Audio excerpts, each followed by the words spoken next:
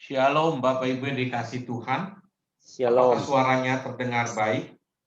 Jelas, Pak. Ya, Shalom. baik. Saya minta tolong dijadikan co-host untuk membagikan share screen. Ya, baik. Malam ini kita bersama-sama berkumpul untuk mengikuti seminar pertumbuhan sesi yang pertama, yaitu tentang doa. Ya, seminar pertumbuhan sebenarnya adalah kelanjutan daripada seminar hidup dalam roh. Saya yakin kita semua yang ada di sini sudah berkali-kali bahkan mengikuti seminar hidup dalam roh, betul ya? Seminar hidup dalam roh, betul ya? Seminar dalam roh merupakan penjelasan lebih lanjut daripada sesi yang ke-6. Apa itu sesi ke-6 daripada seminar hidup dalam roh? Silakan. Saya lebih senang kita karena ini pakai Zoom, paling bagus adalah interaktif ya, supaya kita betul-betul bisa terlibat semuanya. Silakan bisa meng-unmute kalau kita mau menyampaikan jawaban, tidak ada salah, tidak ada benar. Semuanya benar gitu ya. Baik, apa kelanjutan seminar sesi ke-6 dari SHDR itu apa?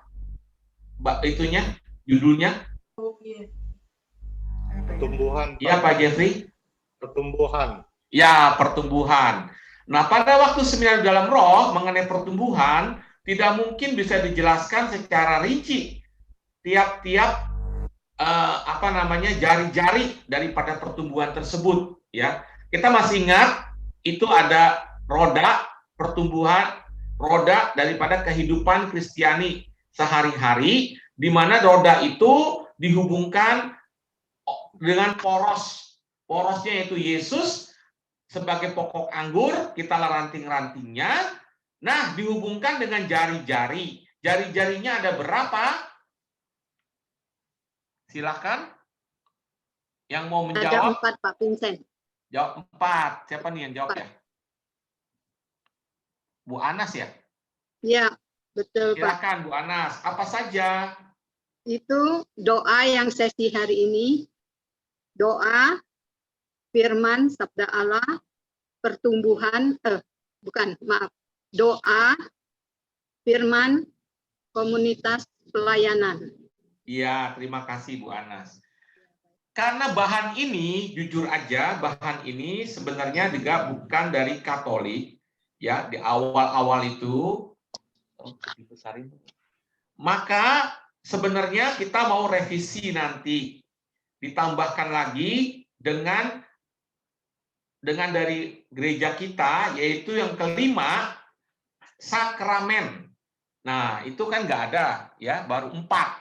Ya, doa, sabda Tuhan, komunitas pelayanan. Ya, 4 sesuai seminar pertumbuhan. Nanti rencana mau direvisi seminar pertumbuhan ini, tambah lagi 1, yang kelima, yaitu sakramen, sesuai dengan kita dalam gereja Katolik. Ya, nah, 5 inilah yang merupakan kalau kita jalani, kalau kita hidupi, ya, kita akan sungguh-sungguh bisa bertumbuh menjadi seorang Kristiani yang dikehendaki oleh Tuhan. Satu aja unsur ini hilang, wah, kita bisa nggak cukup begitu ya. Saya ceritakan sedikit pengalaman saya. Ya, saya dulu seingat sekali ini hubungan dengan salah satu unsur hilang ya. Saya masih ingat ketika itu saya baru pindah dari Paroki Tanjung Priok, ya waktu itu baru menikah, pindah ke Paroki Pulau Gebang. Tahun berapa itu ya? 95 ya, sudah lama sekali. Waktu di Paroki Tanjung Priok, saya itu aktif di persekutuan sebagai koordinator persekutuan doa. Pasti dong, aktif di dalam komunitas. Nah, ketika saya pindah Paroki Pulau Gebang, ya, saya waktu baru menikah, baik sekali loh koordinatornya. Mungkin ada teman-teman ada yang tahu, dulu aktif sekali, tapi sekarang sudah almarhum, yaitu Bapak Edi Partadinata. Masih ingat ya, Pak Edi Parta? Dia dulu sebagai kepala sekolah evangelisasi dan sebagai bidang pembinaan di BPK. Dia datang ke rumah saya bawa itu buah. Waduh, saya pikir ya baik sekali sambutannya loh. Ya baru pindah aja disambut, nih umat baru nih di paroki, di PD nih. Datanglah ke koordinatornya ke rumah ya bawa buah. Saya pikir waduh luar biasa ya penyambutannya. Ternyata ada udang di balik bakwan. Tahu ya udang di balik bakwan ya. Ternyata Pak Edi bilang begini, Pak Vincent, saya sudah jadi koordinator sudah lama loh di Pulau Gebang. Kebenaran Pak Vincent pindah ke sini. Saya berharap Pak Vincent bisa aktif di persekutuan dan mau menggantikan saya jadi koordinator. Ya, dalam hati saya ada udang di balik bakwan nih. Terus saya bilang apa? Pak, mohon maaf saya baru pindah, saya belum kenal umat di sini. Saya juga saya akan datang ke persekutuan, saya akan datang ke komunitas, dan nanti saya akan datang, Pak. Terima kasih atas sambutannya. Ditunggu punya tunggu, ternyata 1 bulan berlalu, 2 bulan, 3 bulan, 4 bulan, saya tidak pernah hadir di dalam komunitas, di dalam persekutuan doa Pulau Gebang. Sampai akhirnya ditelepon lagi sama Pak Edi Parta. Katanya mau aktif, mau hadir, kok nggak pernah datang, gini. Nah, jawabannya yang paling bagus adalah, silakan yang mau jawab. Tawa Ibu siapa? Sibuk, Pak. Ya, Bu Esya ya, sibuk. Jawaban paling benar ya, sibuk. Padahal sebenarnya Males. kira-kira, ya siapa tadi yang jawab ya? Eva ya. Malas. Wah Pak, saya baru menikah Pak. Terus baru punya baby, sibuk sekali pulang kerja malam, begini begitu. Wah, 1001 alasan. Tapi sebenarnya malas.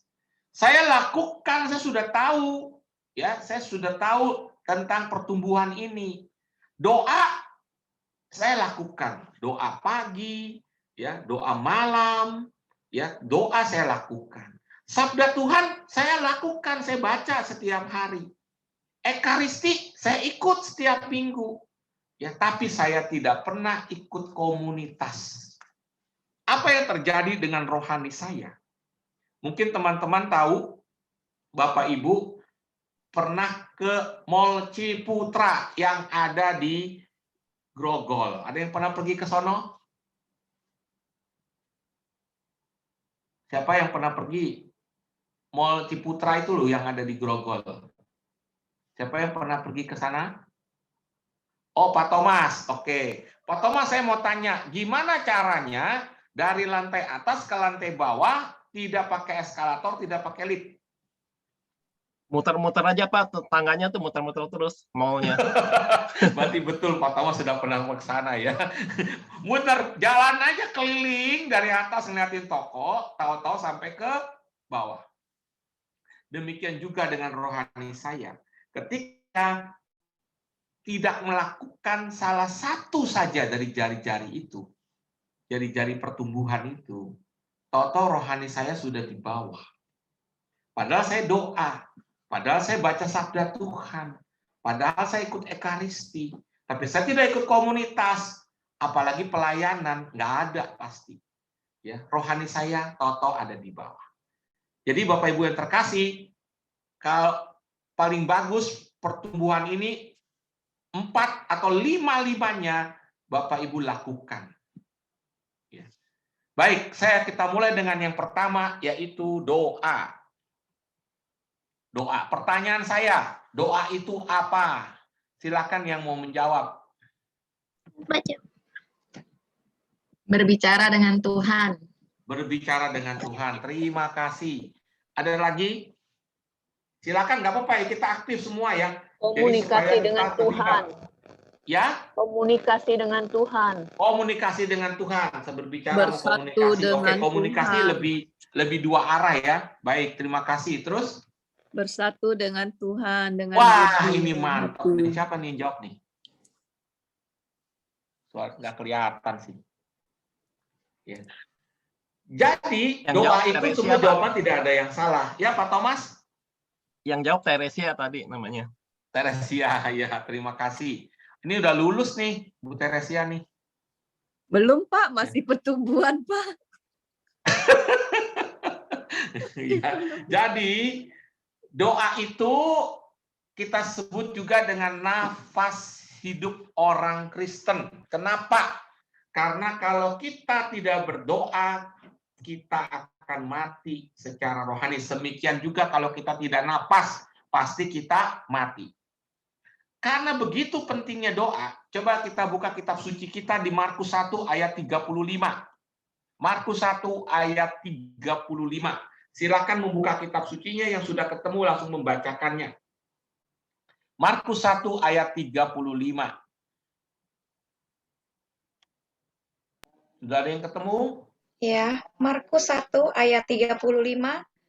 Pagi-pagi benar, waktu hari masih gelap, ia bangun dan pergi keluar.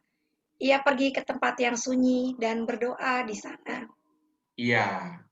Pagi-pagi benar. Kira-kira jam berapa?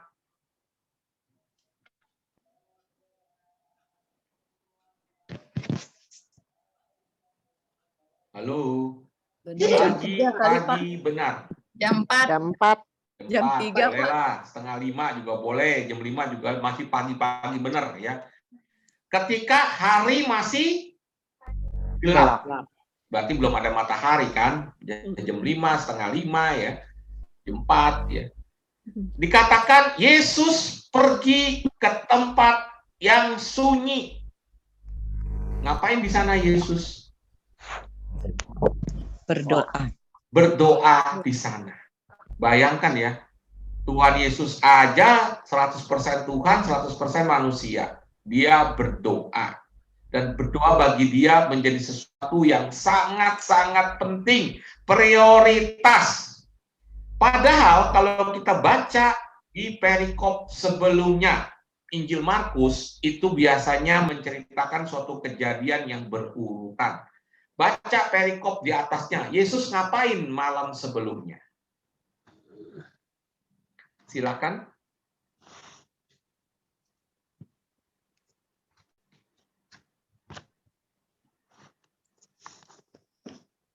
Silakan yang mau menjawab. Yesus ngapain di malam sebelumnya? Tuhan Yesus menyembuhkan ibu mertua Petrus dan orang-orang lain.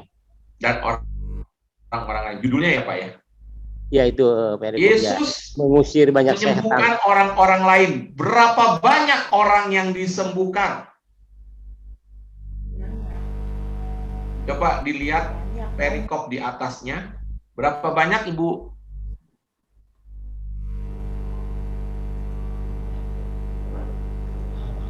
Berapa banyak? Banyak orang pokoknya. Banyak orang. Banyak orang. Berapa banyak?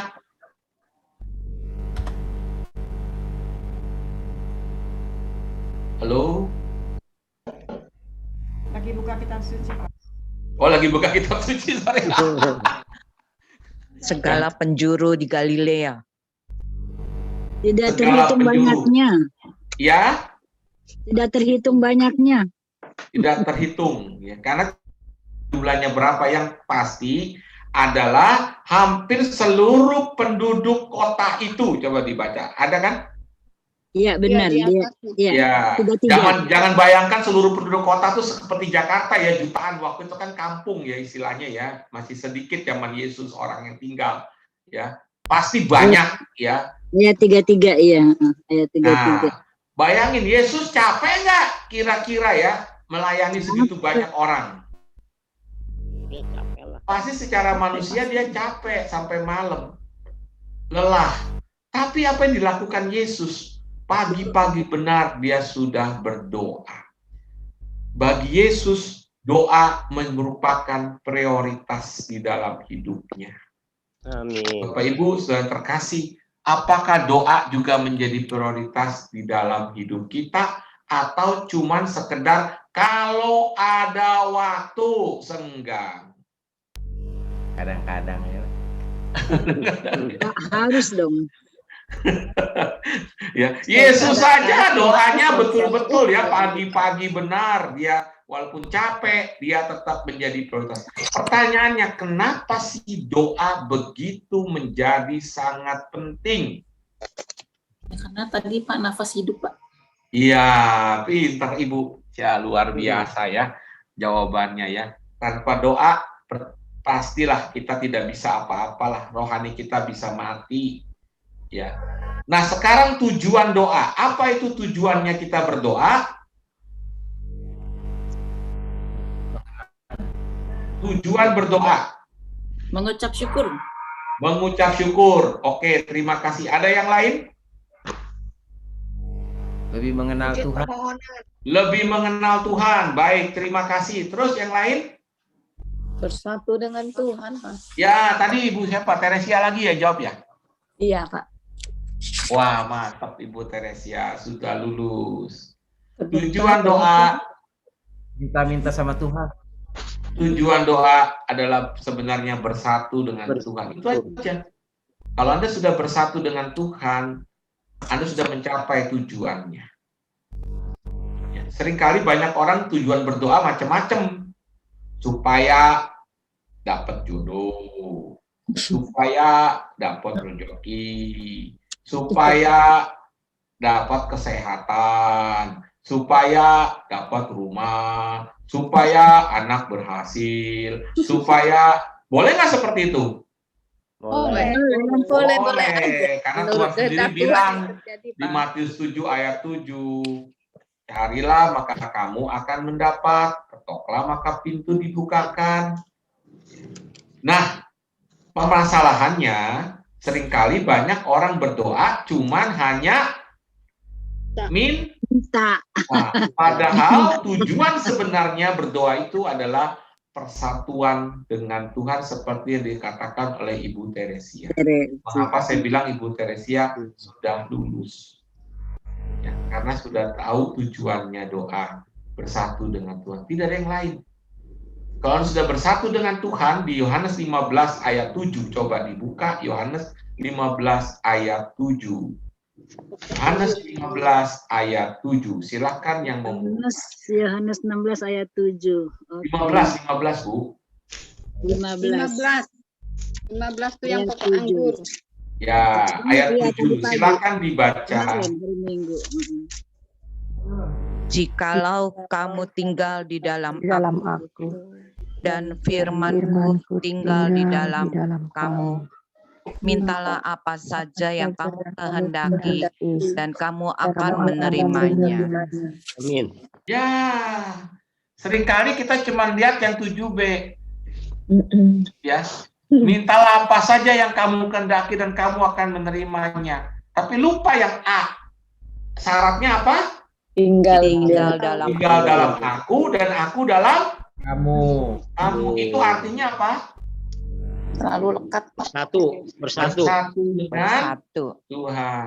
Itu beda cara. Kalau sudah bersatu dengan Tuhan, sumber berkat, sumber rahmat, sumber cinta, ya, Kita pasti miliki. apa yang kita minta akan sesuai dengan maunya Tuhan, karena bukan lagi maunya Kita. Amin. ya. Nah, masalahnya kalau kita berdoa, apakah kita bersatu dengan Tuhan atau tidak? Itu masalahnya. Ya. Tujuan daripada seminar sesi pertama tentang doa ini adalah supaya kita semua nih, Bapak, Ibu, dan saya, dan semuanya adalah betul-betul memberikan waktu untuk berdoa dan betul-betul melakukannya. Itu tujuan sebenarnya sesi pertama ini. Tidak ada yang lain. Ya. Jadi tujuan doa adalah bersatu dengan Tuhan. Banyak orang yang seringkali berdoa tidak bersatu dengan Tuhan. Saya kasih contoh ya. Misalnya kita berdoa rosario, misalnya contoh ya. Misalnya begini. Bapa kami yang ada di surga, dimuliakanlah namamu, datanglah kerajaanmu, jadilah kehendakmu di atas bumi seperti dalam surga, berilah kami rezeki pada hari ini, dalam Itu mengoceh. seperti kami pun mengampuni yang bersalah kepada kami, dan janganlah masukkan kami dalam percobaan, tapi bebaskanlah kami dari yang jahat. Kira-kira kita berdoa bersatu dengan Tuhan nggak tuh ya? Ya enggak lah. Kita hanya membaca atau mengucapkan rumus Doa. doa. Atau misalnya kita berdoa,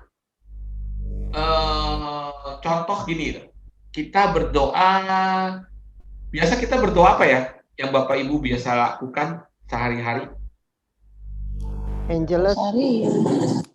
Oke, doa malaikat Tuhan. Apa tuh Bu doanya? Maria menerima kabar. Maria menerima kabar dari malaikat Gabriel. dari malaikat Gabriel. Terus kita ngomong gitu ya. Tanpa penghayatan, kita ngomong doang, kita rasanya gimana?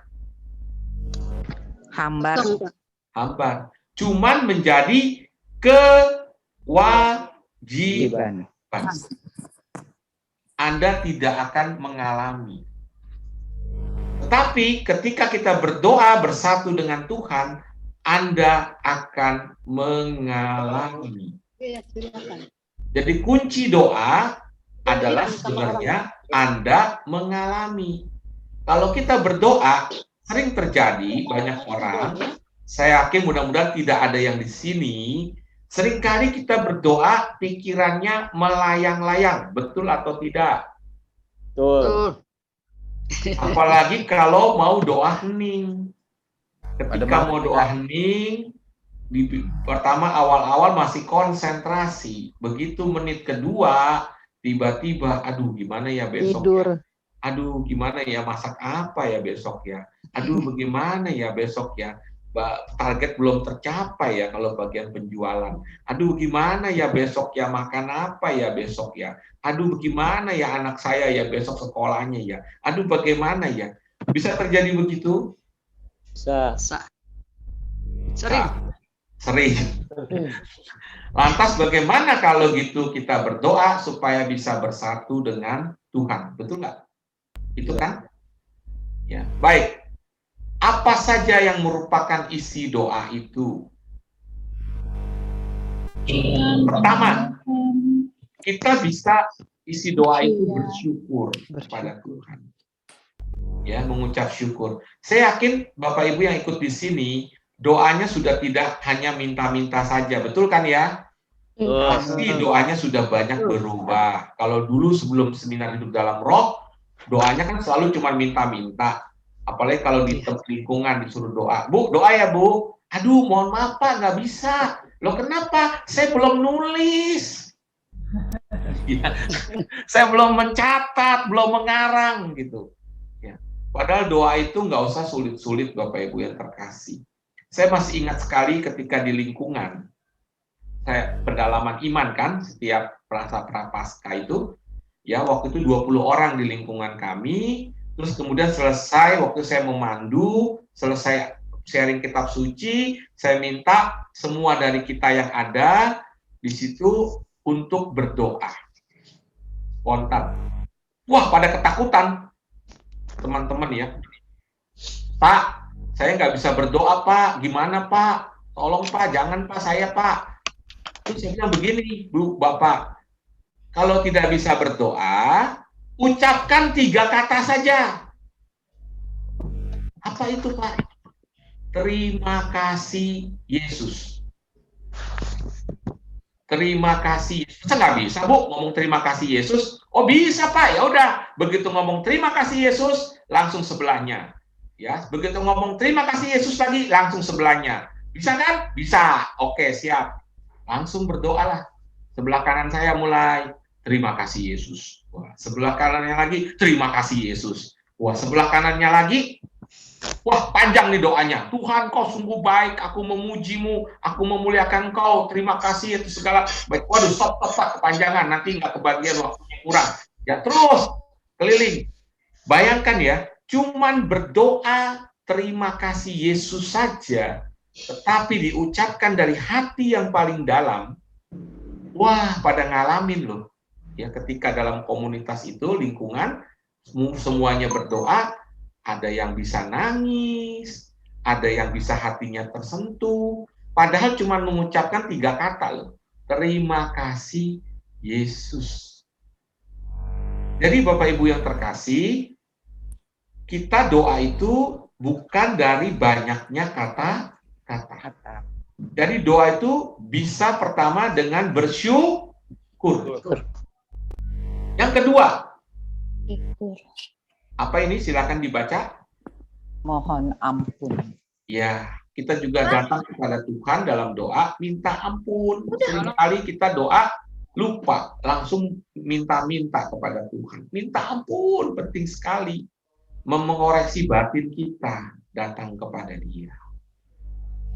Tuhan, ampunilah segala dosaku.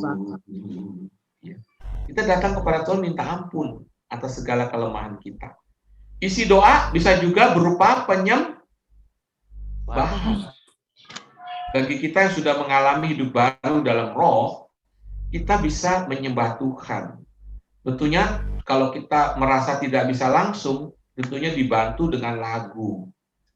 Misalnya, haleluya, kita menyembah. Haleluya, haleluya, haleluya. Anda boleh menyembah Tuhan, boleh menyembah di dalam bahasa roh, boleh menyembah Dia dengan segenap hati, ya, menyembah Dia. Nah, bisa juga isi doa terakhir dengan permohonan. Anda lihat, permohonan ini merupakan bagian yang terakhir. Jangan di depan. Ya. Permohonan di bagian terakhir. Tuhan juga ingin kita mohon kepada Dia. Mohon paling bagus, jangan mohon untuk diri sendiri. Tapi berdoa untuk orang lain. Yang dikenal dengan namanya doa syafaat. Di sini kok bau ya? Kurang lebih begitu isi doa. Bukan bawa kabel loh. Nah, sekarang macam-macam doa. Wah, doa tuh banyak sekali di gereja Katolik, itu sangat kaya. Ya, sangat kaya di gereja Katolik. Bisa ada yang, silakan mau membaca, siapa yang mau membaca, silakan. Macam-macam cara berdoa. Bentuk-bentuk doa. Silakan. Yang pertama, Doa resmi atau formal atau liturgi gereja. ya, kita bisa doa yang sudah standar ya, yang sudah formal seperti doa Bapa Kami, Salam Maria, kemuliaan, atau doa rosario, atau doa apa lagi? Aku percaya, ya, yang sudah standar ya, atau liturgi gereja, ya, ibadat sabda yang sudah ada panduannya, ya, formal bisa. Ya. Atau bisa juga doa apa nih? Doa Mazmur. Kita juga bisa mengambil dari Mazmur. Ya, ada berapa Mazmur ya? Babnya ya? 150. Ya, 150. Waduh, Ibu udah lulus kitab suci nih. Ya. 150 bab itu satu bab lah doain. Ya, bisa doa Mazmur atau di tengah-tengah doa bisa kita bermazmur. Ya, karena Mazmur itu merupakan juga pujian atau ungkapan hati kita kepada Tuhan. Bisa juga dengan doa apa nih? Yang ketiga, doa hening. Doa hening, meditasi kitab suci, misalnya Lectio Divina, atau meditasi atau doa kontemplasi, doa hening. Ya, belajar seperti doa sadana, ya, mungkin kalau ada yang pernah belajar doa sadana, doa hening, ya. Ya, macam-macam itu juga banyak macam sekali ya. Kemudian bisa juga berdoa di dalam roh, maksudnya doa dengan bahasa roh, doa di dalam roh. Nah, ini bisa, kita bisa nggak sadar nih kalau doa dalam roh ya, bisa 1 jam ya, menyembah Tuhan ya, hidup dalam hadiratnya ya, kemudian masuk ke dalam keheningan. Atau juga bisa dengan doa pengulangan. Contohnya doa pengulangan ada yang tahu? Rosario. Ya, rosario juga doa pengulangan ya.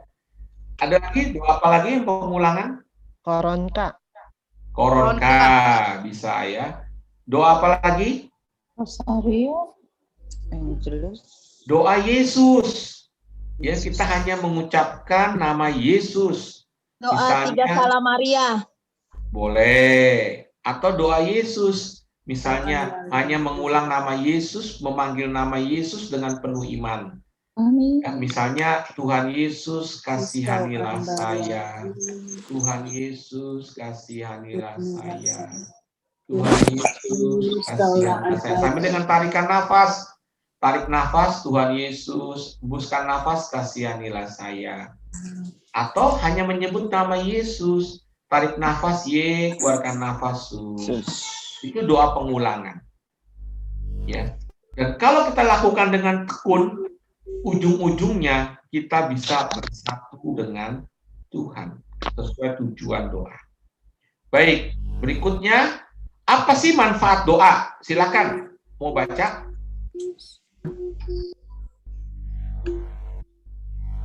Doa ada kuasa dalam ya, doa. ada kuasa dalam doa. Jadi doa itu jangan main-main ya.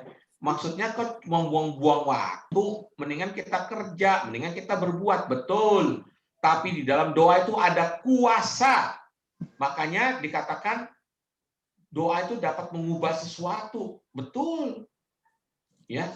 Bayangkan di Kisah Rasul 16:25, pada waktu itu malam-malam Filipus dan Silas di penjara, ya, di waktu mengabarkan kabar gembira di penjara. Ya, apa yang terjadi? Malam-malam mereka, Paulus dan Silas ya di kota Filipi di penjara tuh, mereka malah malam-malam tuh menyanyikan penyembahan.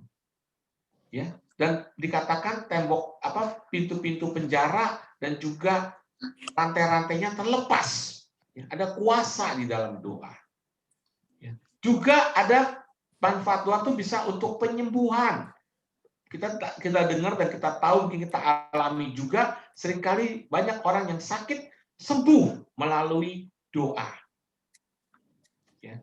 Penginjilan, ya. Perlindungan, kita juga bisa minta doa untuk perlindungan dari serangan si jahat maupun dari hal-hal yang negatif. Mengusir roh jahat, ya. Terkabulnya permohonan, ya. Dan juga damai sejahtera. Nah, ini kalau saya cerita panjang lebar ya, waktunya nggak mencukupi. Jadi doa itu banyak sekali manfaatnya. Baik, halangan doa. Nah, ini yang sering kali terjadi. Apa halangan-halangan doa? Silakan membaca. Setan. Nggak kelihatan, oke, nggak apa-apa lah. Setan. Oh, setan. Ya. Iblis seringkali tidak pengen kita berdoa. Dia merupakan halangan, dia menggoda kita. Godaan apa kira-kira yang membuat kita seringkali menjadi tidak berdoa? Males. Males. Apalagi, ini yang paling halus nih. Sinetron, Pak. Ya. Drakor, Pak. Tuh. Apalagi? Lupa. Menunda-nunda, Pak. Lupa. Apalagi? Ini yang paling sering orang terjadi. Ya? Sombong, meninggikan diri, dan Sombong, meninggikan diri. Saya kasih tahu ya, seringkali godaan yang paling besar yang sering kali kita terjatuh, yang sering kali kita juga bisa ngikutin sehingga kita tidak berdoa adalah nanti aja doanya, nanti aja, jangan sekarang, nanti. Drama bagus. Bener nggak? Jadi kamu harus berdoa, betul, harus berdoa supaya kamu dekat sama Tuhan. Tapi jangan sekarang, nanti aja ya. Sekarang sibuk nih, nyiapin makanan dulu, ya. Sekarang sibuk nih, harus ngerjain pekerjaan dulu, ya. Betul nggak kira-kira? betul, Pak. Ya, godaan itu paling gampang. Kamu boleh berdoa, tapi nanti, jangan sekarang. Menunda. Jadi kita tidak berdoa, nanti aja deh. Kalau kita sudah punya jam-jam doa ya, nanti aja deh, bentar lagi deh. Saya mau ini dulu, ngerjain ini dulu deh. Habis ini baru saya berdoa. Akhirnya nggak ada doa. Dosa, yang kedua, dosa juga merupakan halangan doa. Ya, seringkali kita merasa tertuduh. Dendam, nah ini penting sekali dendam ya. Matius 6 ayat 15. Coba buka kitab suci. Matius 6 ayat 15.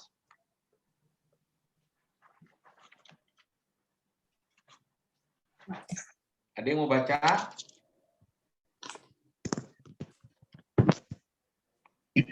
Tetapi jikalau kamu tidak mengampuni orang, Bapamu juga tidak akan mengampuni kesalahanmu. Ya, terima kasih, Bu. Bayangkan ya, kalau kita nggak ngampunin orang, kita juga tidak akan diampuni dosanya. Dengan kata lain, kita tidak akan masuk surga karena dosa kita tidak diampuni. Serem ya? Jadi kita harus benar-benar mengampuni orang. Tuhan juga bilang, kalau kamu datang ke mezbah dan kamu masih ada ganjelan, tinggalkan mezbah itu, berdamai dulu. Ya. Suatu saat ada seorang ibu ya, datang pada saya. Dia minta doa. Waktu itu saya kebetulan masih offline. Masih offline, PD, saya datang lebih awal. Ada ibu datang kepada saya, minta doa, Pak, tolong doakan. Mau didoakan apa, Ibu? Doakan dong, Pak. Saya punya rumah banyak. Hah? Punya rumah banyak minta doa? Maksudnya apa?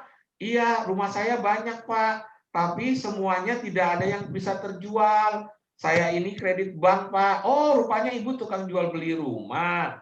Iya, rumah saya belum laku. Jadinya saya mau disita bank rumahnya. Oh, gitu. Oke. Tapi ketika saya baru mau mendoakan ibu ini, tiba-tiba ada kata sepakat di kepala saya. Kata sepakat. Langsung saya bilang sama ibu itu, ibu sudah berdoa sepakat dengan suami untuk doa ini.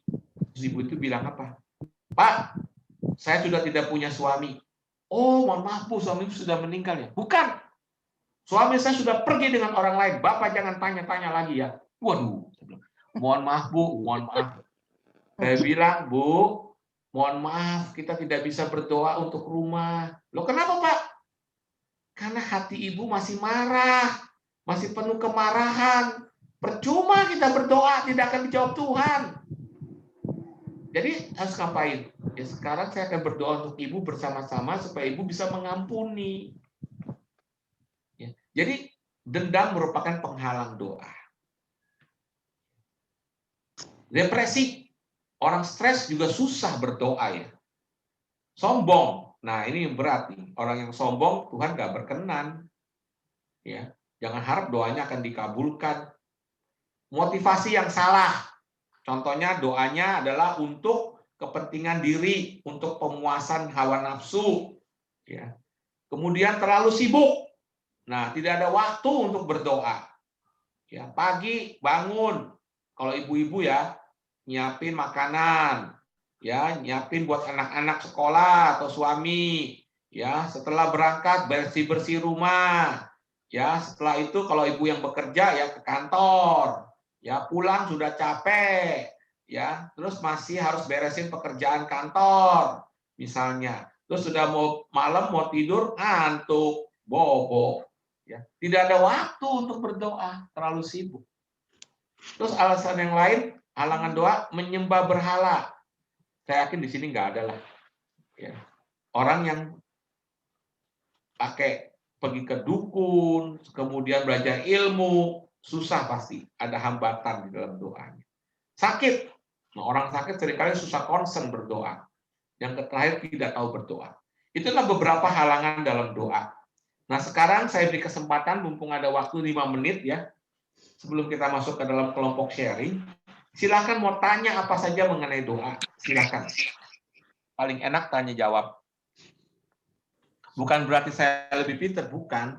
Setidaknya bisa berbagi pengalaman.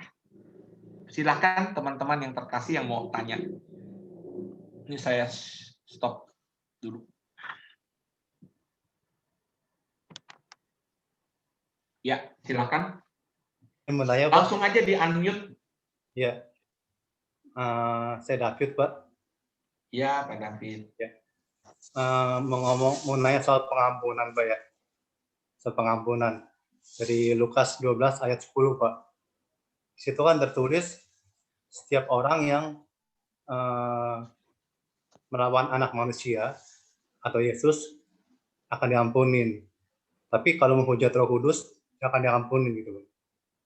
Ini saya membingungkan gitu Pak. Bagi saya membingungkan. Bukannya Yesus dengan Roh Kudus itu setara dalam perhitungan Maha Kudus itu Pak.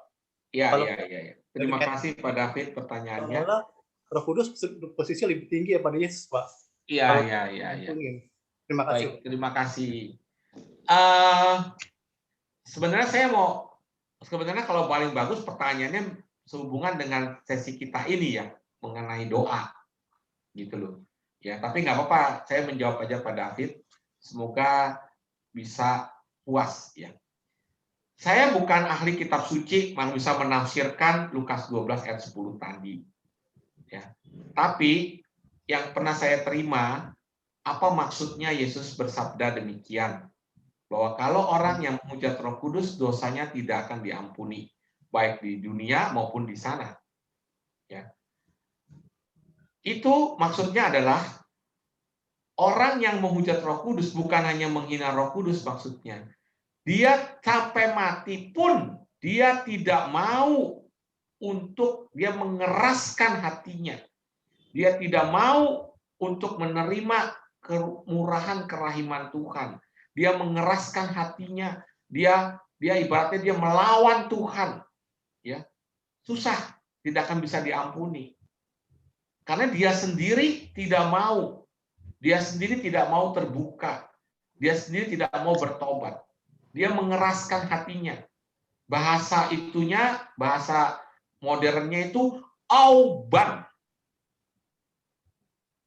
Tahu ya auban kalau bahasa orang Cina kota itu? Auban. Auban itu apa Pak? Pak Pengguan. Bandel, Pak. Hah? Bandel. Ya, termasuk seau itu ya. Auban. Jadi dia keras kepala, dia menyangkal Tuhan, dia tidak mau mengakui Tuhan, dia tidak mau menerima kemurahan Tuhan, dia mengeraskan hatinya, dia menghujat Tuhan. Gablek tuh Pak. Nah, ya susah, nggak bisa diampuni. Begitu Pak David. Ya. Baik, saya ingin kita kalau mau bertanya yang sesuai dengan sesi doa ini gitu. Ya, jadi supaya kita bisa bersama-sama belajar mengenai doa. Kita juga semua belajar. Silakan kalau ada yang mau bertanya. Saya bertanya, Pak. Ya, Tadi Pak. halangan dosa itu adalah Halangan doa. Iya, halangan dosa lagi.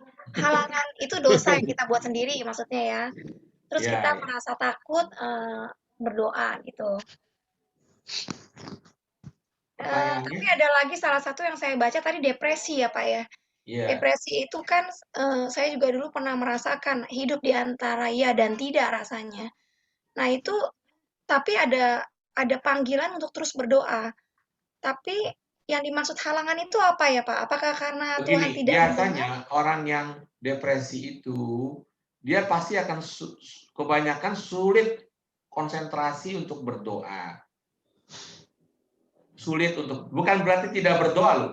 Justru ketika kita mengalami stres, mengalami beban yang berat, harusnya kita justru banyak berdoa, betul kan? Betul. Iya kan? Ya. Cuman kadang-kadang ketika kita mengalami beban yang berat, mengalami depresi, stres, kadang-kadang berdoa itu sulit. Sulit. Kadang-kadang gitu loh, kalau orang mengalami beban. Ya. Tapi sebenarnya harusnya memang kita ketika mengalami itu, justru kita harus datang kepada Tuhan. Harus PASRAH. Apa itu? Pasrah. Rasa. Bahasa modernnya, bahasa Inggrisnya surrender. Artinya menyerah. Tapi kadang-kadang orang yang mengalami beban yang berat, susah loh berdoa kadang-kadang. Benar nggak ya? Betul, Pak. Tapi sebenarnya memang kita harus justru menyerah. Makanya salah satu manfaat doa tadi adalah damai sejahtera. Filipi 4 ayat 6 sampai 7. Coba dibuka kitab sucinya dah. Filipi 4 6 sampai 7. 4 sampai 6. Filipi 4, 6 sampai 7.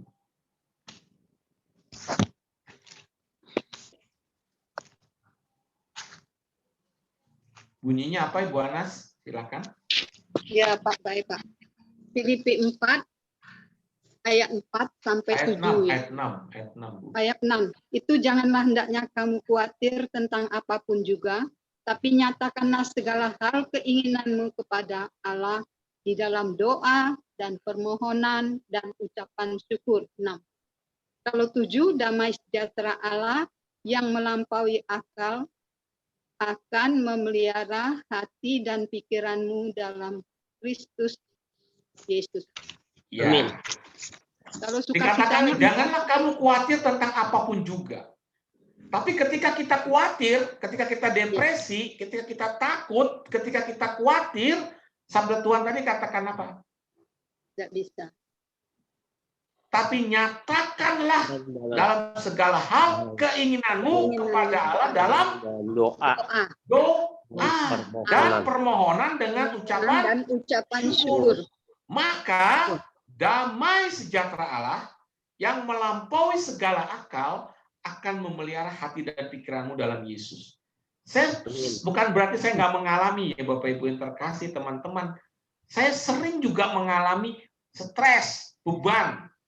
Ya, berapa kali saya mengalami, terutama ketika menghadapi suatu persoalan yang berat sekali. Tapi apa yang saya lakukan? Saya ingat ayat ini Filipi 4, 6 sampai 7.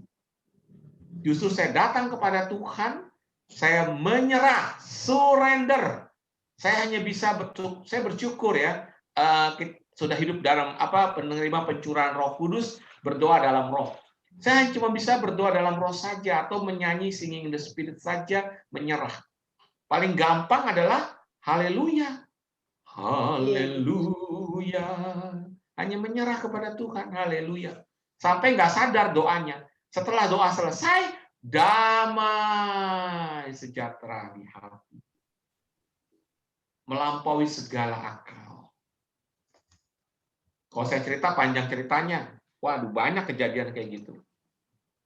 Ya, jadi doa itu tidak perlu dengan kata-kata yang panjang-panjang. Semakin mendalam, semakin sederhana. Bahkan kalau sudah mendalam sekali persatuan dengan Tuhan, Anda tidak akan berbicara lagi. Karena sudah bersatu dengan Tuhan. Dia di dalam dia di dalam kita. Itulah tujuan doa. Yang kita istilahnya sebut mengalami hadiratnya. Bapak Ibu, saran saya kalau Anda berdoa, tujuannya harus tercapai, yaitu mengalami hadiratnya.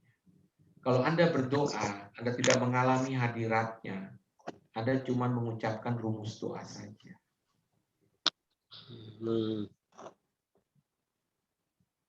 Silakan yang mau bertanya lagi.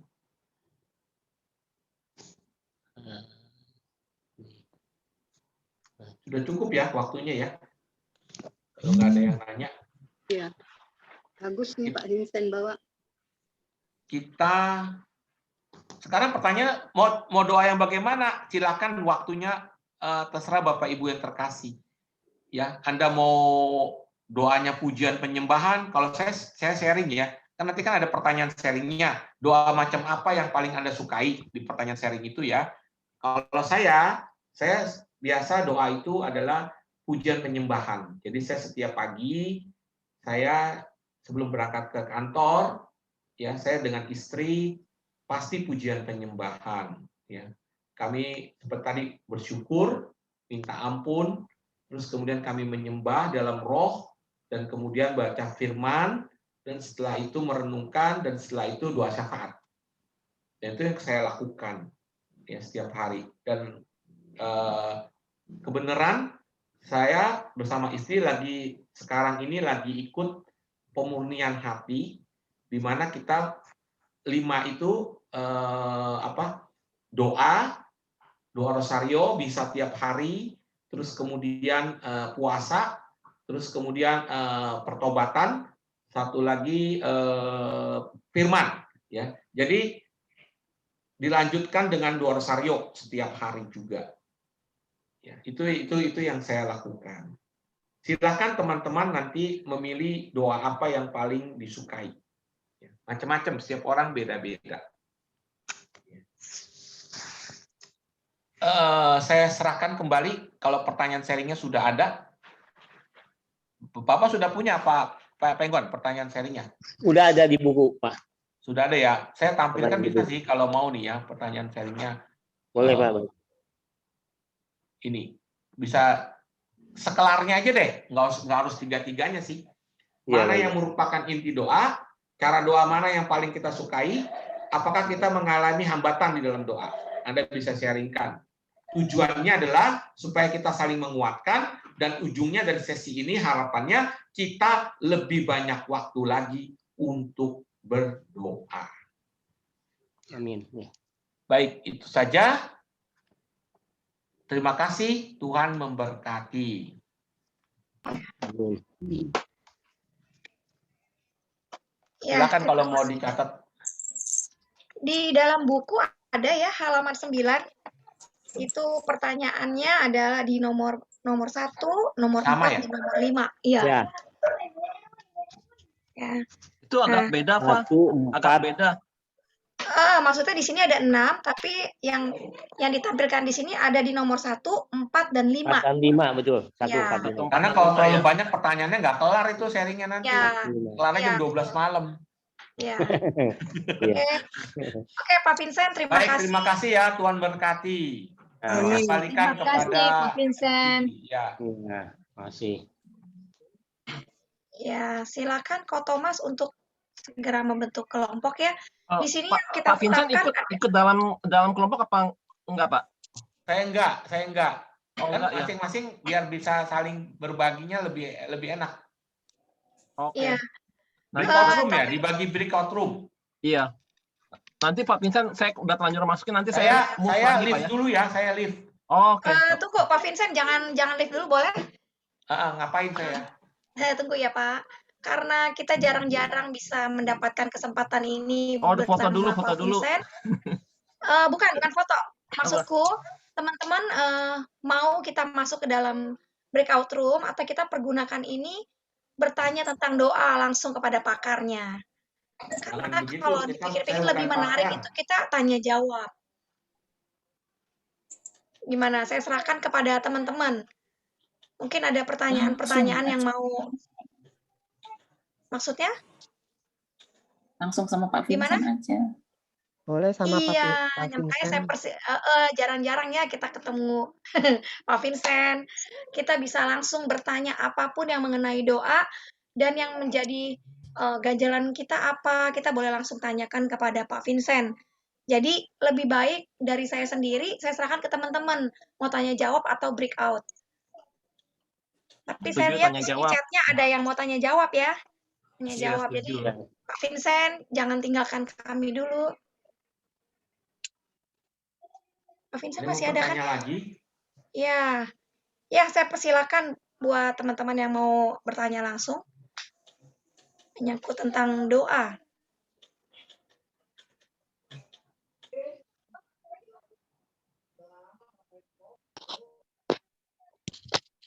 Pak, tanya dong Pak. Selamat malam Pak Vincent. Kita berikan waktunya satu-satu ya. Iya. Oke, saya sambung udah bisa. Ya Pak Vincent. Kedengeran Ibu. Kedengeran. Seperti tadi Pak Vincent sampaikan, Pak, kalau kita doa langsung otak kita melayang kemana-mana. Seperti Pak Vincent sampaikan, memasak apa besok. Nah, itu cara menghilangkan itu bagaimana ya Pak? Saya mohon terima kasih Ibu. jalan keluarnya. Terima kasih, itu saja Pak. Pertanyaan yang baik. Biasanya kita jangan langsung doa. Paling bagus yang pengalaman saya, kalau kita berdoa paling bagus nyanyi dulu Bu. Nyanyi. Jadi hati kita dipersiapkan. Nah, masalahnya kita kadang-kadang nggak hafal lagunya lagi ya.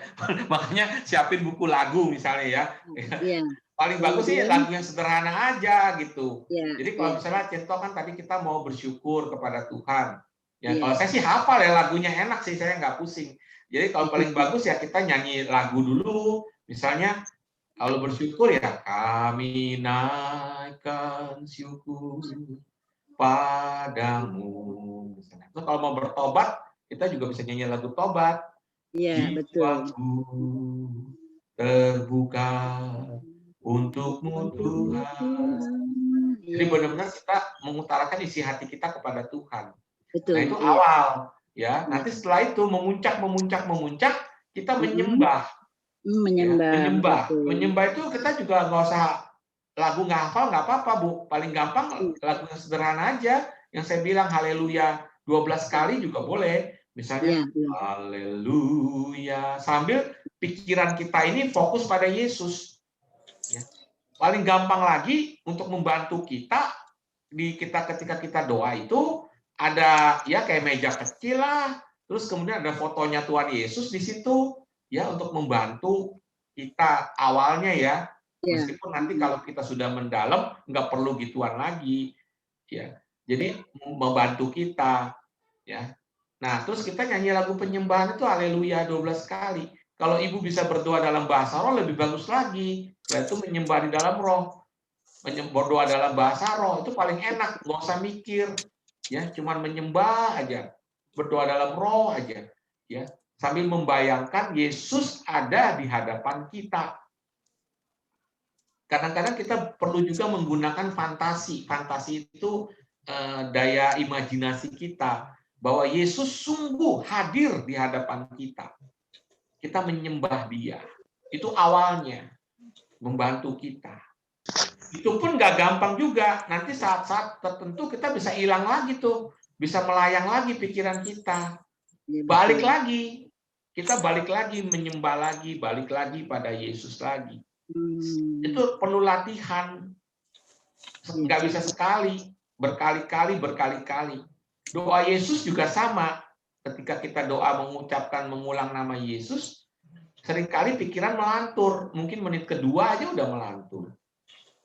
Apalagi kalau doa kontemplasi ya, doa meditasi, kontemplasi, itu mungkin menit kedua, ketiga udah melantur pikiran. Nggak apa-apa, ketika melantur kita fokus lagi pada Yesus. Bayangkan lagi Yesus ada di hadapan kita. Rasakan Dia membelai kita. Rasakan Dia mencintai kita. Rasakan tangannya menumpangkan tangan di atas kepala kita. Gitu. Rasakan. Jadi ibu seolah-olah begitu dekat dengan Yesus. Gitu. Nah, doa itu baru merasakan kalau kita itu ada rasanya gitu loh. Maksudnya kehadiran Tuhan kita rasakan gitu. Jadi doa itu benar-benar berasa istilahnya gitu kalau ngomong bahasa ininya ya. Nggak hanya sekedar ngomong doang kita. Kan seringkali orang doa kita ngomong aja Tuhan cuma dengerin kita. Oke, ya. Terima kasih banyak Pak Vincent. Jelas. Iya, terima kasih. Jelas Pak, jelas ya. Jadi berulang kali kita menyembah ya Pak ya. Ya. Ya, terima Kalau kasih. bisa doa juga di tempat yang tidak terganggu, Bu. Iya, di tempat jangan lagi kita doa, tiba-tiba ada orang lewat teriak-teriak atau ada anak atau ada kuat ini ganggu ya, nggak concern. Jadi benar-benar kan Yesus bilang kalau kamu berdoa, berdoalah di tempat yang tersembunyi, ya. Ya, betul. Tutup pintu, ya. Jadi paling bagus memang kita harus ada jam doa. Artinya jam doa itu doa yang sudah memang kita siapkan untuk doa, nggak boleh diganggu gugat. Ya, misalnya tergantung waktu kita yang terbaik. Ada yang mau jam 6 pagi, silakan. Ada yang mau jam 5. Pokoknya jam 5 saya harus berdoa. Atau jam 6 saya harus berdoa. Luangkan waktu bersama Tuhan. Bisa setengah jam, bisa 1 jam, terserah kita. Handphone matiin semua. Nggak ada yang boleh ganggu. Ya, betul Pak. Gitu. Ya, benar. Terima kasih. Ya, terima kasih saya Pak. Ya, saya. Terima kasih Pak. Pak, saya mau nanya Pak. Ya, David. Bagaimana kita tahu doa kita sesuai kehendak Tuhan, Pak? Karena kita kalau berdoa kan kita merasa permohonan kita baik, Pak ya. Kalau kita tanya teman kita itu baik, kita berdoa menurut Tuhan, Pak. Kadang saya minta sesuatu yang menurut saya baik, tapi kadang Tuhan membelokkan, Pak. Kita Iya, minta iya, A, iya. Tuhan jadikan B. Nah, karena pertanyaan saya, bagaimana saya tahu kalau doa saya itu sesuai dengan kehendak Tuhan, Pak? Terima kasih. Ya, terima kasih Pak David, luar biasa. Kita akan tahu doa kita sesuai dengan kehendak Tuhan kalau kita sudah mempunyai Yohanes 15 ayat 7 tadi. Bunyinya apa tuh tadi yang Yohanes 15 ayat 7?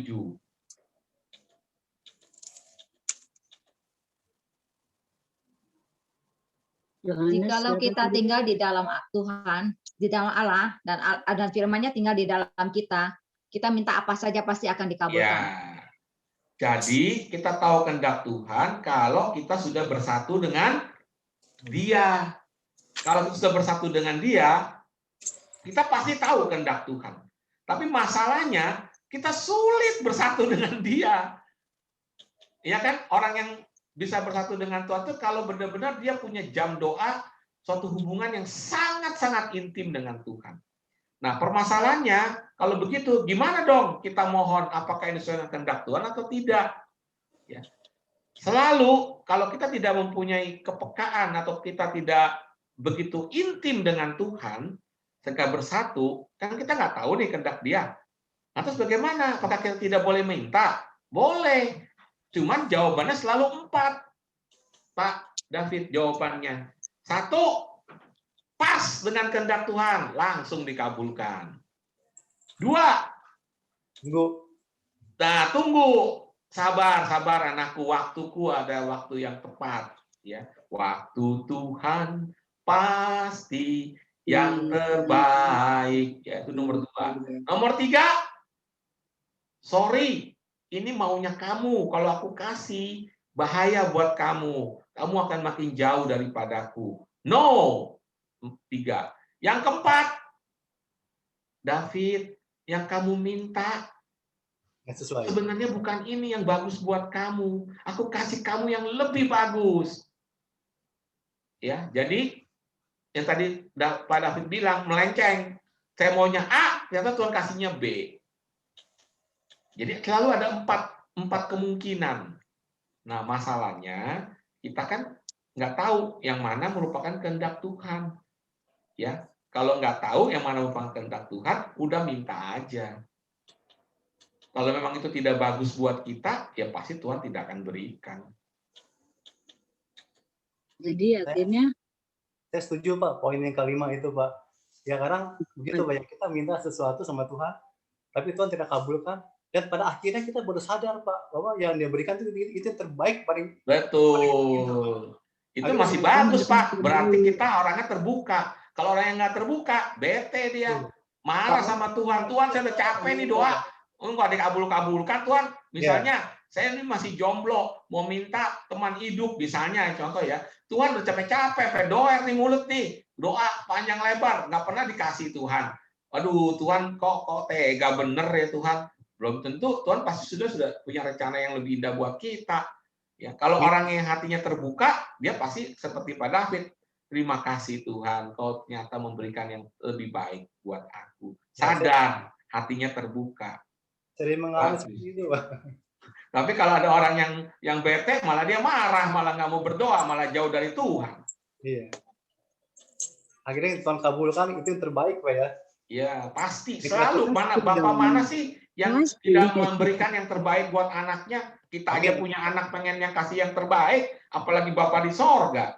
Iya, betul, Pak. Makasih, Pak Vincent. Sekali lagi, makanya kunci daripada doa itu adalah persatuan dengan Tuhan. Sebenarnya permohonan itu boleh, yaitu bumbu-bumbunya saja. Kalau Anda sudah bersatu dengan Tuhan, tidak ada lagi yang diingini sebenarnya sih.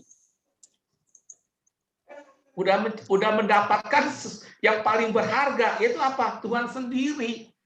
Itu yang paling berharga. Silakan, ada yang mau tanya lagi? Pak Vincent, saya mau tanya, apakah setiap berdoa harus dilakukan penyembahan?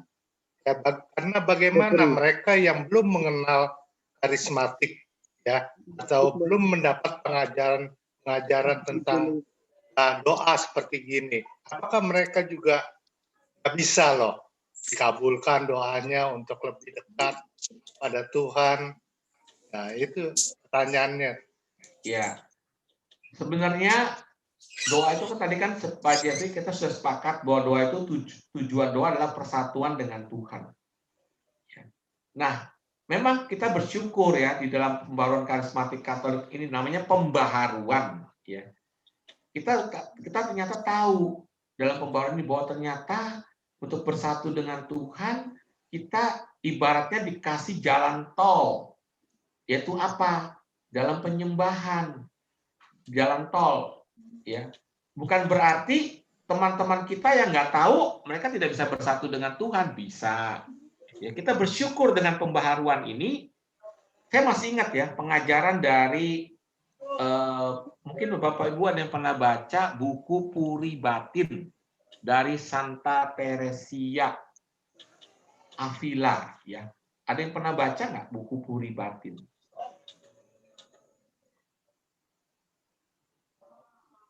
Nggak ada ya? Nggak ada. Oh, pada diem semua. Nggak ada. Buku Puri Batin itu ada, kita tahu ya, gereja mengakui ada 2 doktor. Doktor itu bukan dokter ya. Doktor itu maksudnya pujangga gereja atau mistikus, istilahnya mistikus gereja yang sangat terkenal. Satu Santo Yohanes dari Salib, satu lagi Santa Teresia Avila. Ya. Jadi mistikus itu adalah mereka yang mengalami kehidupan doa sampai benar-benar persatuan perkawinan rohani dengan Tuhan.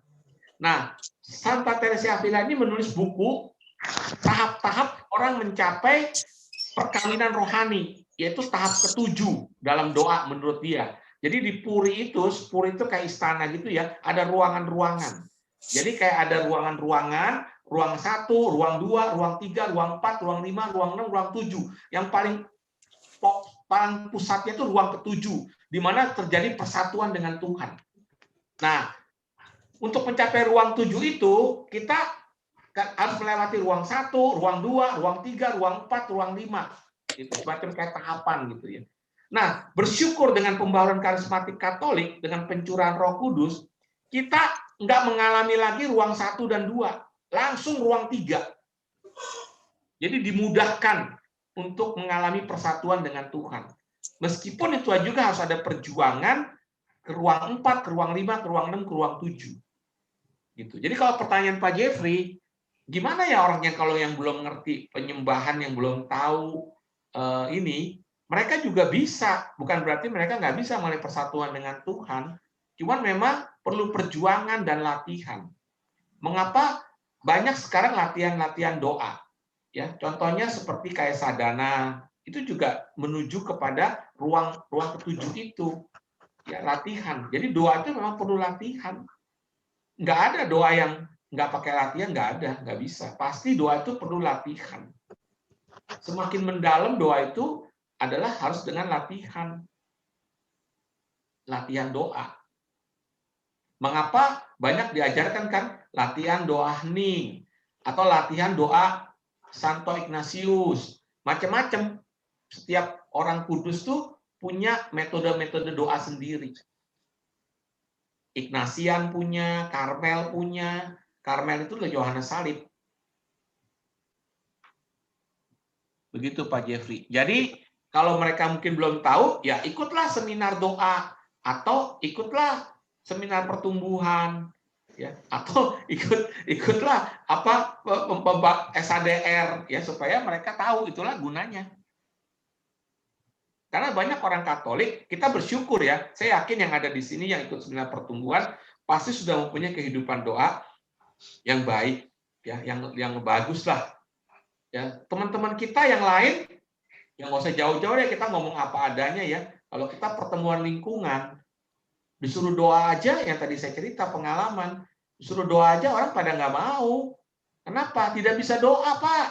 Saya bagaimana menyusun kata-kata? Nggak biasa, belum ditulis. Karena kita kebiasaan doa itu membaca.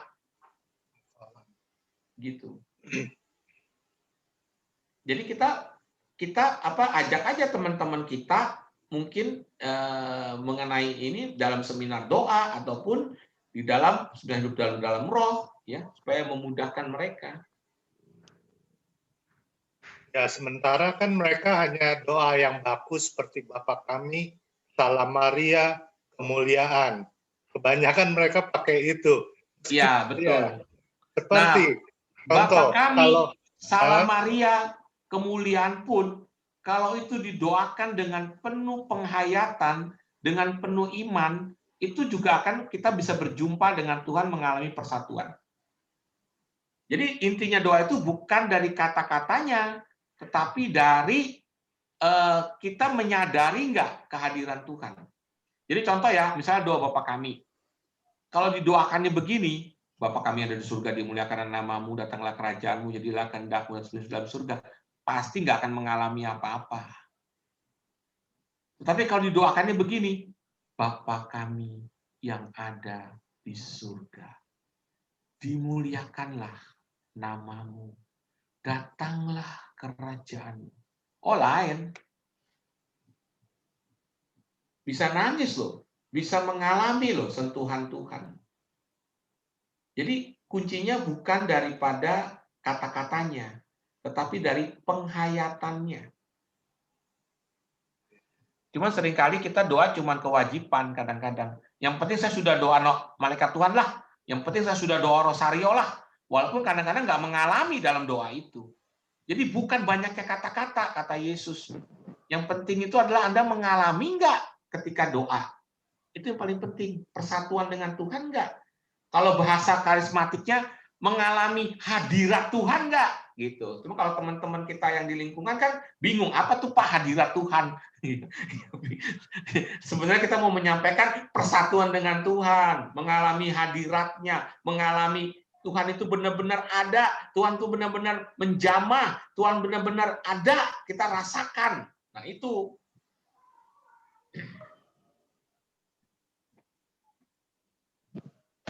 Ya, semoga terjawab sih Pak Jeffrey. ya, terima kasih Pak Vincent.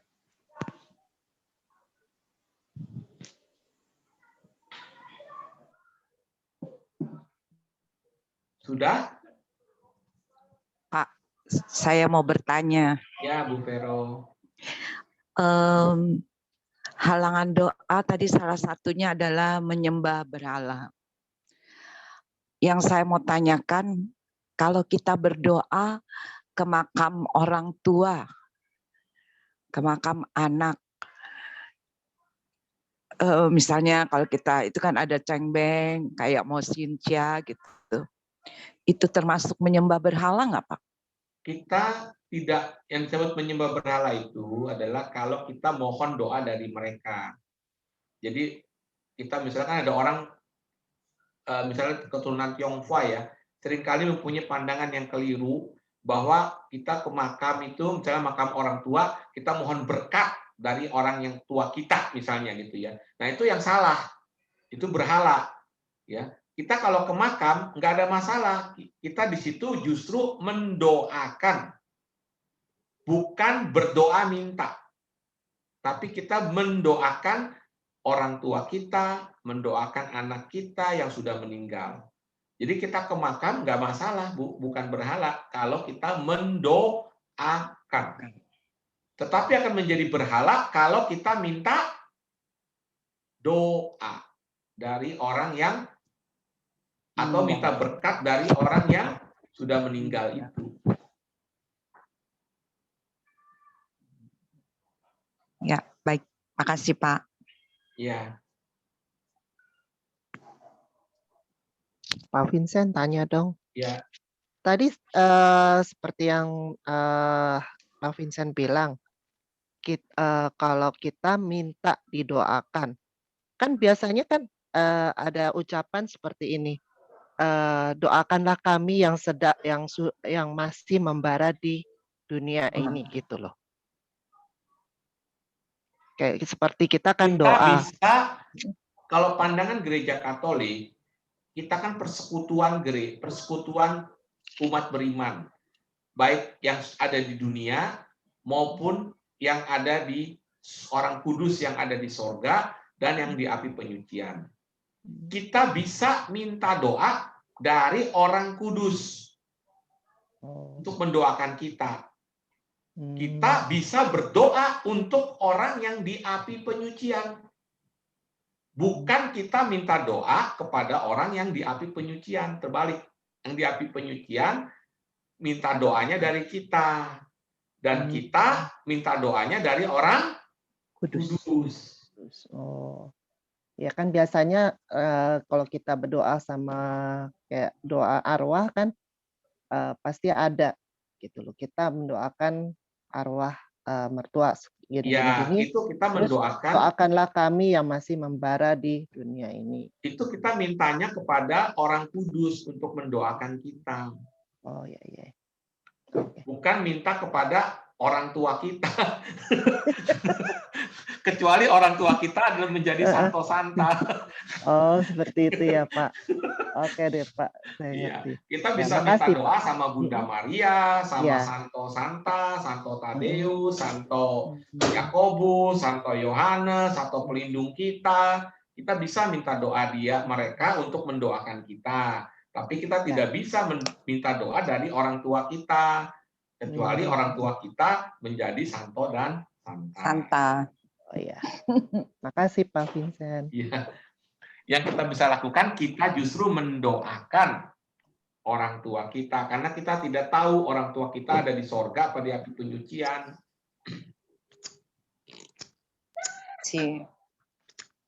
Pak Vincent, Ya. saya mau tanya sedikit Pak Vincent ya. Misalnya ada Romo yang meninggal, kita doakan, ada kata-kata yang mendoakan nih, Romo doakan kami yang masih mengembara dunia ini kepada yang baru meninggal, misalnya Romo. Itu jadi Saya rasa nggak pernah ada Pak Pengguan. Nggak pernah ada kita minta doa dari Romo mendoakan kita. Romo yang sudah meninggal ya. Arwahnya gitu ya, apa? Nggak ada. Yang ada adalah kita minta doa orang kudus mendoakan kita. Oh begitu ya. Dan untuk orang tua ya, orang tua kan apa kita tidak boleh meminta berkat apa sama orang tua, doakan kita gitu. orang tua kita aja kita nggak tahu dia masuk surga atau di api penyucian. Oh, ya, betul. Kenapa kita nggak berdoa langsung kepada Tuhan, minta berkat, minta perlindungan? Kenapa kita begitu, Pak Pengguan? Karena itu pandangan dari Tionghoa, tradisi Tionghoa. Pandangan yang tidak tepat secara iman Kristiani. Bahwa seolah-olah orang yang sudah meninggal itu, dalam hal ini mungkin orang tua kita, bisa memberkati kita. Itu pandangan yang bertentangan dengan iman Kristiani. Orang yang sudah meninggal, dalam hal ini mungkin orang tua kita, tidak bisa memberikan berkat kepada kita. Iya, baik. Malah kita yang harus mendoakan mereka.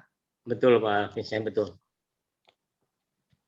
Karena tradisi Tionghoa aja pandangannya itu merasuk kepada pikiran kita. Dan pandangan-pandangan tradisi Tionghoa itu belum tentu sesuai dengan iman Kristiani. Baik, Pak Vincent, makasih banyak ya. Ya, ini jadi bergeser ke tradisi Tionghoa nih.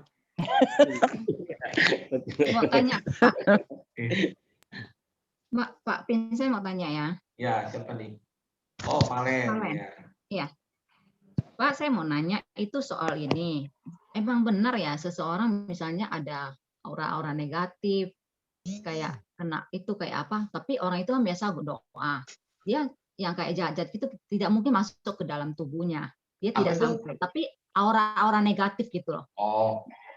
Sekitar dia, mungkin di dekat dia atau apa, tapi nggak bisa masuk gitu kan ke tubuhnya karena dia rajin doa. Tapi orang itu benar nggak sih itu, maksudnya sering merasakan kehadiran Tuhan gitu? Kalau orang yang biasa hidup doa, dia mengalami persatuan dengan Tuhan di dalam doa, dia hidupnya dekat sekali dengan Tuhan, intim dengan Tuhan, pasti kuasa Tuhan akan melindungi dia. Saya pengalaman ya, ini kan hubungannya dengan itu kan, kuasa kegelapan ataupun santet atau apa gitu ya, maksudnya paling gitu ya? Iya, maksudnya aura-aura negatif lah gitu. Orang Ya, misalnya mau kerjaan kita gitu istilahnya. Ya, gitu. Saya nggak bisa pernah masuk waktu karena itu kita dekat kita Tuhan. di kantor pernah mengundang ahli santet nomor 1 Indonesia yang sudah bertobat, yaitu Bapak mungkin ada yang kenal, waktu itu Persatuan Doa Okumene ya, Bapak Daud Tony, orangnya pendek.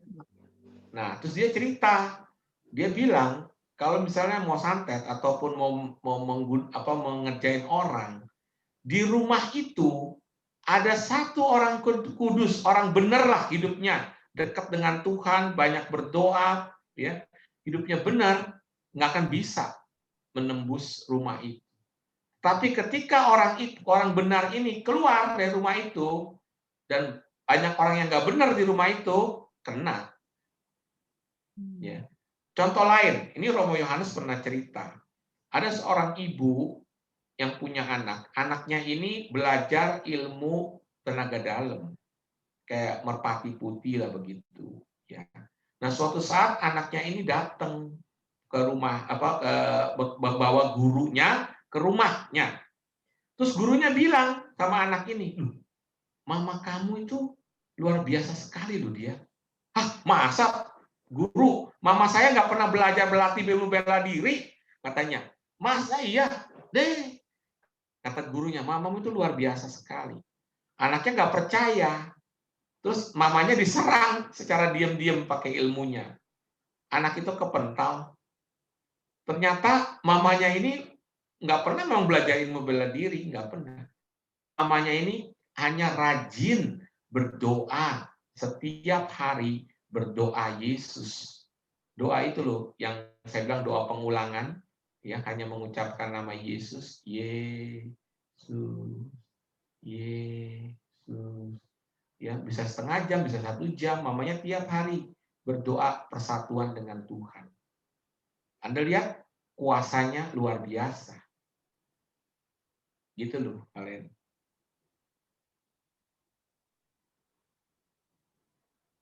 Mudah-mudahan terjawab. Iya, maksud saya yang kayak kita kan doa, yang itu apa, yang gini lah maksudnya, doa juga tapi nggak terlalu kehadirat Tuhan gitu. Orang itu maksudnya kalau di sana aula-aula gitu, dia doanya juga nggak terlalu ini ya, Pak ya, nggak terlalu. Maksudnya doanya biasa-biasa saja. Iya.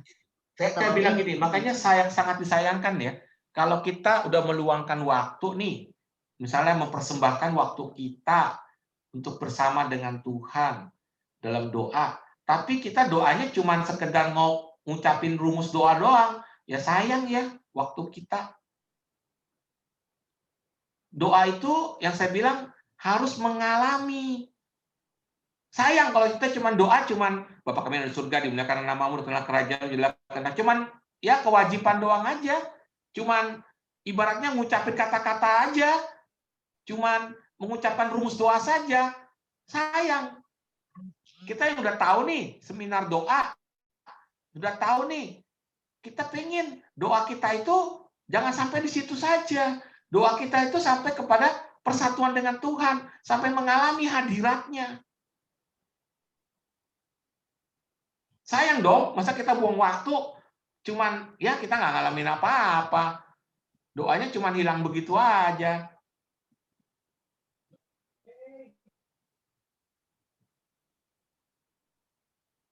Begitu loh. Jadi kita yang sudah tahu nih, sekarang ini coba kalau doa dirubah deh. Kalau misalnya dia mau berdoa rosario pun, misalnya coba doa rosario itu dihayati. Betul-betul. Baru ada, kita bahasa itunya, baru ada kekuasannya. Baru ada rasanya. Gitu loh.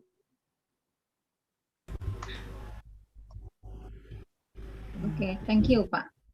Iya. Pak Vincent mau tanya dong, Pak. Iya. Pak, saya mau tanya, misalnya ada 2 orang nih Pak, 2 orang. Yang satu itu rajin berdoa, tapi hidupnya itu biasa-biasa aja mengalir. Nah, yang satunya lagi jarang berdoa, tapi hidupnya kelihatan lebih dalam segalanya. Itu kenapa tuh Pak ya? Gitu Pak. Kan gini, kita nggak bisa menghakimi orang, kita kan nggak tahu. Ada orang yang mungkin doa, tapi doanya dia tidak mengalami persatuan dengan Tuhan. Cuman kewajiban. Bisa juga. Kita kan nggak tahu. Kita nggak bisa menghakimi. Biasanya kalau orang yang rajin berdoa, dia yang sungguh-sungguh berdoanya tuh benar-benar mengalami keintiman dengan Tuhan, persatuan dengan Tuhan, itu akan nampak dari perbuatannya. Otomatis, itu nggak bisa dibohongin. Kata-katanya yang keluar dari mulutnya akan keluar kata-kata yang penuh kasih. Ya, terus mulutnya itu keluar kata-kata yang lembut, penuh kasih, memotivasi. Ya, kalau sampai ada orang yang kelihatannya seolah dalam tanda petik dia berdoa, tapi keluar mulutnya kata-kata kasar, kata-kata kebun binatang, kata-kata ini, nah itu pasti diragukan. Dia doanya betul-betul doa, mengalami hadirat Tuhan, persatuan dengan Tuhan, atau cuman mengucapkan rumus doa. Kelihatan dari buahnya. Saya sendiri sering mengalami ya, kalau saya doanya kurang, itu saya kadang-kadang mengalami suatu persoalan atau suatu keadaan yang kurang baik, seringkali gampang juga merasa marah. Kata-kata juga kadang-kadang kata-kata yang marah. Tetapi kalau saya banyak waktu doa, persatuan dengan Tuhan, selesai doa aja, keluar kata-katanya berubah loh, otomatis loh, nggak pakai mikir-mikir lagi. Berubah dengan sendirinya, gitu. Jadi kuncinya kita memang tidak bisa hidup tanpa doa. Nah, doa itu akan kelihatan dari hasilnya dalam perbuatan. Gitu. Ini pengalaman saya sih gitu. Kalau saya doanya kurang ataupun doanya cuma sekedar-sekedar saja, biasanya dalam perbuatan saya, kata-kata saya juga akan kelihatan. Gitu. Oke, thank you, Pak. Oke, saya rasa cukup atau bagaimana? Ini juga jadi masuk kelompok nih ya. Padahal kelompok tuh enak loh, bisa saling menguatkan, saling berbagi ya. Udah waktu udah jam 9:30 nih. Kira-kira cukup ya atau bagaimana? Satu lagi ya Pak, terakhir aja Pak. Ya, kangen sama Pak Vincent jadinya. Jadi gini Pak, ada kalau kita kesel sama manusia, sama orang, kita bisa berdoa dan kita bisa doakan orang itu, kesel kita hilang ya Pak. Betul. Dan kita bisa merasakan bersatu dengan Tuhan. Karena kita doain orang yang kita benci itu. Tapi bagaimana jika kita kesel yang tadi Pak Vincent bilang kesel dan bete sama Tuhan. Tapi tetap tertarik untuk terus berdoa. Ditarik terus untuk lebih dalam berdoa. Tapi kita keselnya sama Tuhan. Tapi nggak ngerasain males berdoa. Tapi kesel sama Tuhan. Nah kita nggak mengalami persatuan dengan Tuhan. Dan itulah yang dimaksud depresi maksudnya ya Pak. Oh, kalau kita mengalami kayaknya, makanya gini loh, saya kadang-kadang hati kita gini ya, tidak ada salahnya lebih baik kita berdoa daripada enggak. Jadi kalau kita maksudnya misalnya kesel sama Tuhan, ya bagus seperti kayak Eva, walaupun kita kesel sama Tuhan, mengapa begini Tuhan, mengapa kau tidak baik, mengapa, lebih baik kita berdoa. Nah, lebih baik daripada kita tidak berdoa. Apakah itu berdoa padahal isinya tuh kemarahan kita semua, keluhan kita semua. Ungkapkan saja kelemahanmu, ungkapkan saja ketidakberdayaanmu kepada Tuhan. Tapi nanti tidak Tuhan terjadi sendiri komunikasi yang akan memulihkan. Tidak merasakan kesatuan gitu Pak, karena kita belum mengampuni Tuhan. Dan lucu kayaknya kalau kita berdoa, saya mengampuni Engkau Tuhan, itu gimana Pak? Mungkin bukan mengampuni Tuhan ya. Hati kita itu seperti kayaknya kita juga harus datang kepada Dia seperti seorang yang membutuhkan belas kasih-Nya. Ketidakberdayaan kita, ketidakmampuan kita, ya, ketidakmampuan kita untuk menanggung ini, ketidakberdayaan kita untuk saya tidak mau Tuhan marah kepadamu, tapi saya kok kayaknya hati saya kesel Tuhan. Nah itu ungkapkan, serahkan. Nanti Tuhan sendiri yang mengetahuinya dan Dia akan membalut hatimu. Lebih baik berdoa kepada Tuhan walaupun kau tidak mengalami apa-apa daripada Anda tidak berdoa. Karena ketika kamu berdoa, walaupun engkau tidak mengalami apa-apa karena hatimu kesel, setidak-tidaknya engkau menjalin suatu hubungan dengan Tuhan.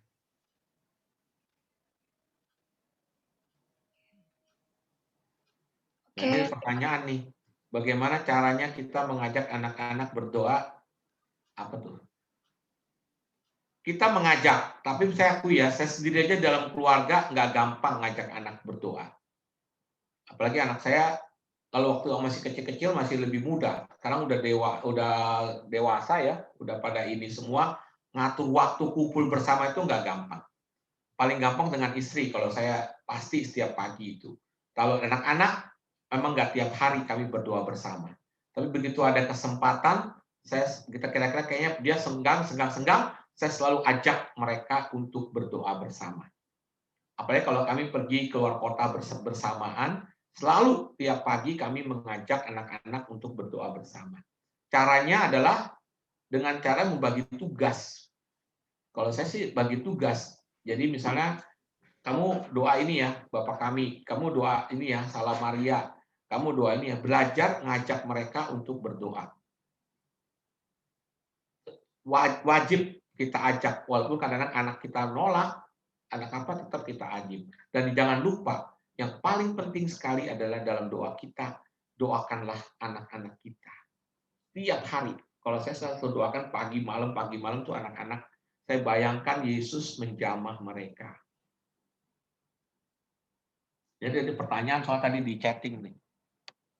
Bagaimana ngajak anak-anak berdoa untuk bersatu dengan Tuhan.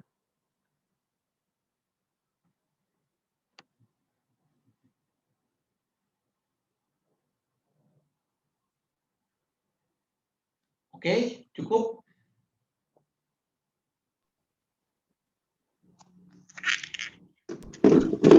Saya kembalikan. Ya. Baik.